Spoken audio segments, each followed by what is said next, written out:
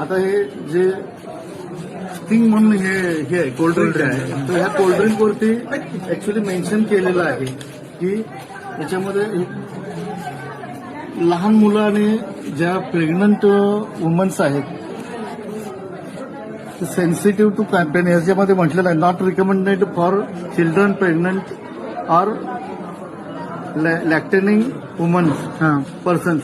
तर ते रिटेलर दुकानदाराने हे विक्री करत असताना ह्या गोष्टी ग्राहकाला सांगितल्या पाहिजे, कारण हे आरोग्याच्या दृष्टिकोनातून